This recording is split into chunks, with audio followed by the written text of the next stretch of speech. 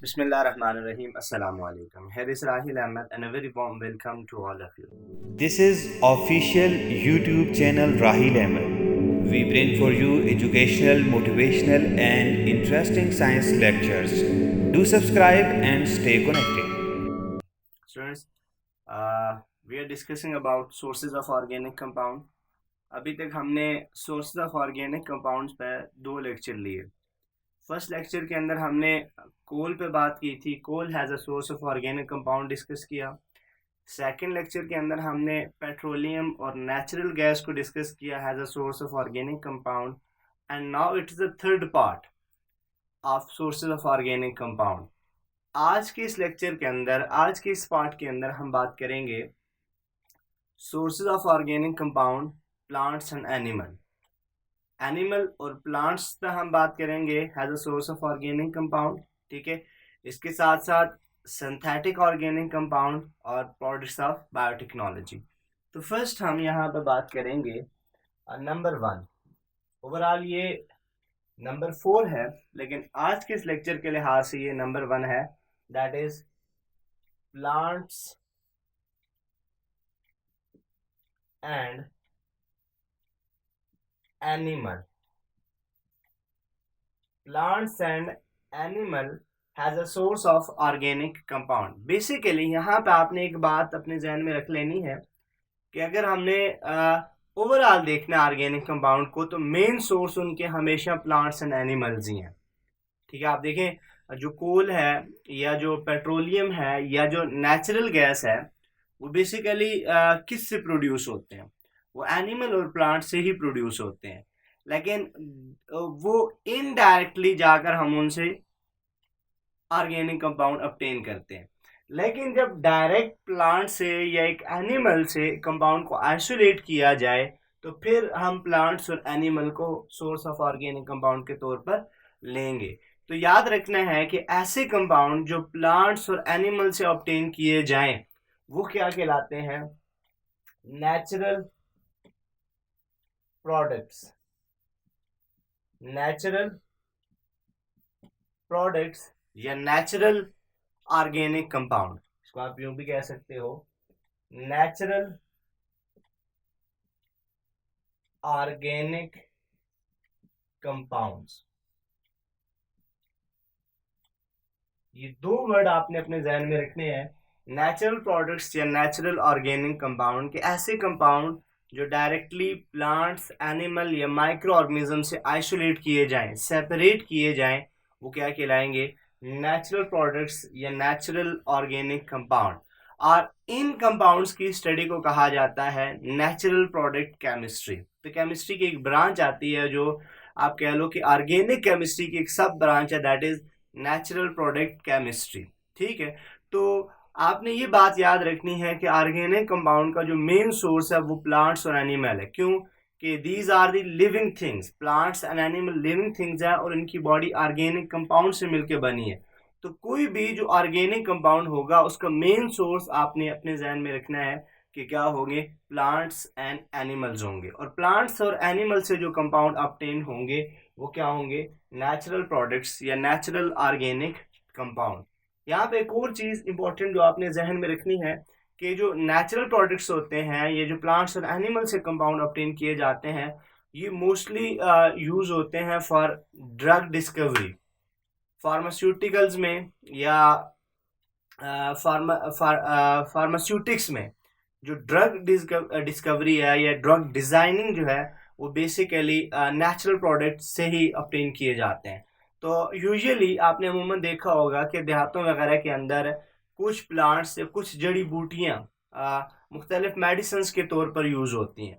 तो केमिस्ट क्या करता है? उस प्लांट को लेकर उसमें से उस खास कंपाउंड को आइसोलेट कर लेता है और फिर वो खास कंपाउंड मेडिसिन के तौर पर यूज़ होता है. तो याद रखना है कि मेडिसिन्स में या ड्रग डिस्कवरी या ड्रग डिज़ाइनिंग में जो मेन और इम्पॉर्टेंट रोल होता है वो नेचुरल प्रोडक्ट केमिस्ट्री का होता है. कि नेचुरल प्रोडक्ट केमिस्ट्री ही असल वो साइंस होती है जो ड्रग डिस्कवरी में हेल्प करती है. ठीक है, बहुत सारे कंपाउंड अगर आप देखें, एक कंपाउंड है taxol, that is anti cancer compound.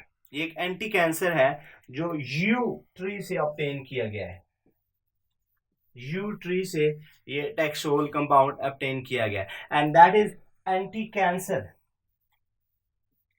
Anti cancer. इसी तरह बहुत सारे और कंपाउंड्स भी हैं जो प्लांट से ऑब्टेन किए जाते हैं। सिमिलरली एनिमल से कंपाउंड्स ऑब्टेन किए जाते हैं और वो मेडिसिन के तौर पर यूज होते हैं। तो मेन और इम्पोर्टेंट चीज जो आपने अपने जहन में यहाँ तक रखनी है कि जो असल सोर्स है ऑर्गेनिक कंपाउंड का वो क्या है, प्लांट्स एंड एनिमल है। ठीक है, इसके बाद जो नेक्स्ट इंपॉर्टेंट सोर्स है that is synthesis, synthesis of organic compound. देखिए ओवरऑल मैंने एक बात कही थी कि ज़रूरी नहीं है कि ऑर्गेनिक कंपाउंड हमें नेचुरल सोर्सेज से ही मिले। ठीक है, हमने पहले बात कर ली कि हुलर के वर्क से पहले, जो फ्रेडरिक हुलर का वर्क था उससे पहले ये बात कंसिडर होती थी कि ऑर्गेनिक कंपाउंड का सोर्स नेचुरल होगा। लेकिन जब फ्रेडरिक हुलर ने ऑर्गेनिक कंपाउंड को लैब में प्रिपेयर कर दिया तो फिर उसके बाद ये बात सामने आ गई कि ऑर्गेनिक कंपाउंड को प्रिपेयर किया जा सकता है, उसको सिंथेसाइज किया जा सकता है। तो सिंथेसिस एक important source of organic compound है कि ऑर्गेनिक कंपाउंड को लैब में प्रिपेयर किया जाता है, इंडस्ट्री के अंदर प्रिपेयर किया जाता है। ठीक है, तो सिंथेसिस इज बेसिकली प्रेपरेशन। ये सिंथेसिस का मतलब क्या होता है, प्रेपरेशन, किसी भी चीज को प्रिपेयर करना, चाहे वो लैब में है, चाहे वो इंडस्ट्री में है या कहीं पे भी है, तो उसकी प्रेपरेशन को, उसको बनाना, दैट इज सिंथेसिस। और ऑर्गेनिक कंपाउंड के लिहाज से हमारे पास दो तरह के सिंथेसिस होते हैं। एक को हम कहते हैं पार्शियल सिंथेसिस, एक है पार्शियल सिंथेसिस और दूसरा है total synthesis. Partial synthesis and total synthesis. अब यहाँ पे इस चीज को अपने ध्यान में रखना है, पार्शियल सिंथेसिस का क्या मतलब है, टोटल सिंथेसिस का क्या मतलब है। एक चीज देखिए याद रखना है कि जो ऑर्गेनिक कंपाउंड्स हैं, organic compounds are usually complex compounds. Organic compound अमूमन क्या होते हैं, कॉम्प्लेक्स कंपाउंड्स होते हैं जिनमें बहुत सारे छोटे छोटे ग्रुप्स मिलकर एक कंपाउंड बना रहे होते हैं। अगर वो कंपाउंड खुद कॉम्प्लेक्स है तो it's mean it takes series of steps. उसको बनाने के लिए एक स्टेप या एक रिएक्शन दरकार नहीं होता, उसको बनाने के लिए, उसको प्रिपेयर करने के लिए बहुत सारे स्टेप्स रिक्वायर्ड होते हैं। तो अब ये चीज आपने ध्यान में रखनी है कि अगर एक कंपाउंड को बनाने के लिए हम तमाम स्टेप्स यूज करते जा रहे हैं, फॉर एग्जांपल देखिए हमारे पास एक कंपाउंड है, कह लें जी। जी एक कंपाउंड है, it is an organic compound.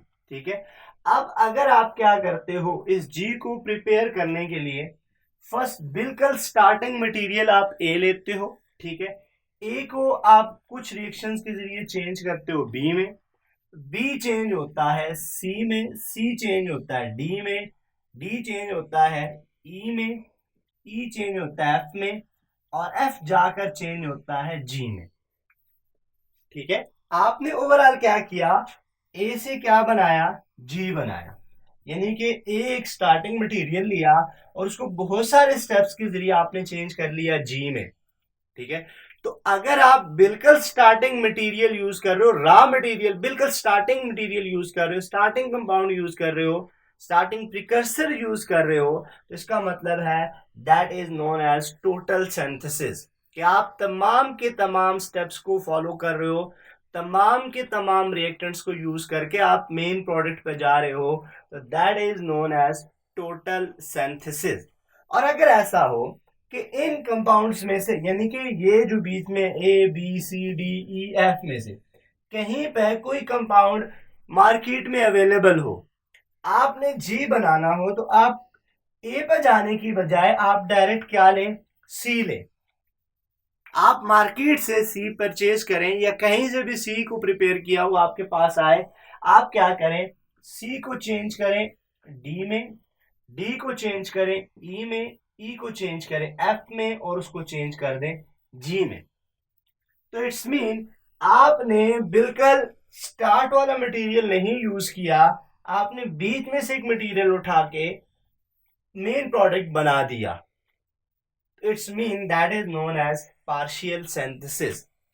तो पार्शियल सिंथेसिस वो होगा जिसमें आप बीच में से कोई इंटरमीडिएट लेकर मेन प्रोडक्ट बनाएं, तमाम स्टेप्स फॉलो ना किए जाएं। और टोटल सिंथेसिस वो होगा जहां पे ईच एंड एवरी स्टेप को फॉलो किया जाए, बिल्कुल स्टार्टिंग मटेरियल से लेकर एंड प्रोडक्ट तक जाया जाए।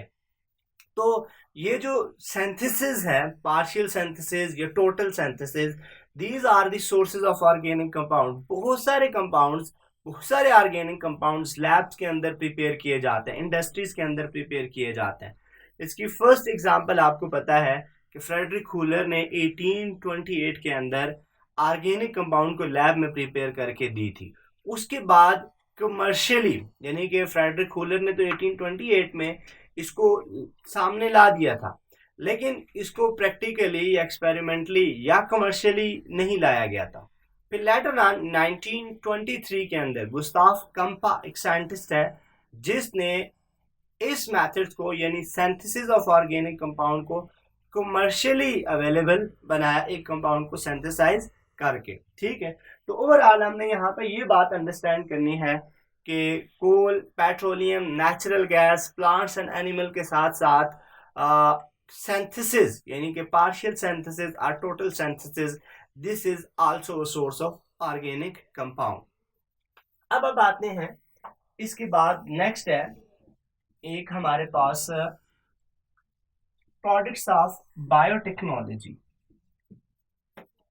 Products of biotechnology, that is number 3 of today's lecture. आज के लेक्चर का थर्ड पार्ट है, दैट इज प्रोडक्ट्स ऑफ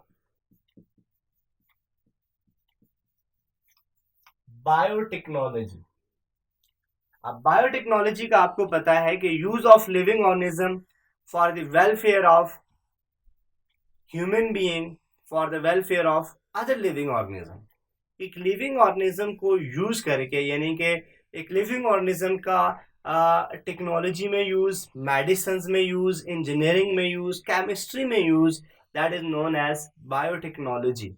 तो बायोटेक्नोलॉजी को यूज करते हुए, बायोटेक्नोलॉजी को अमल में लाते हुए वो कंपाउंड्स जो प्रिपेयर होते हैं उनको हम कहते हैं प्रोडक्ट्स ऑफ बायोटेक्नोलॉजी। जैसा कि insulin, insulin is a bio product.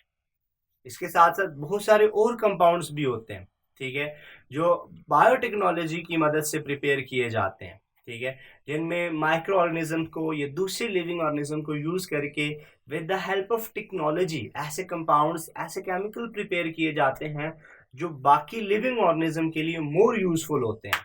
तो इन द सेम मैनर जैसे कि सिंथेसिस था, this the product of biotechnology, insulins and many other examples are also considered as source of organic compound। तो बहुत सारे ऐसे कंपाउंड्स हैं जो बायोटेक्नोलॉजी के प्रोडक्ट्स में आते हैं and those are basically organic in nature.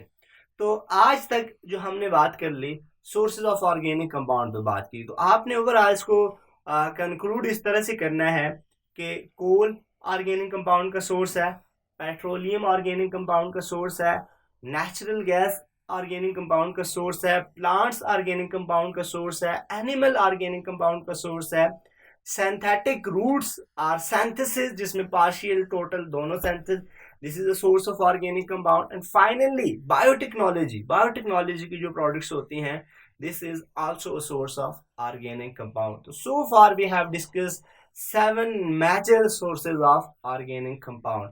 तो आज के लेक्चर के साथ जो सोर्सेज ऑफ ऑर्गेनिक कंपाउंड पे हमारी डिस्कशन चल रही थी ये एंड होती है। We will see you in next lecture. Till then, thank you very much.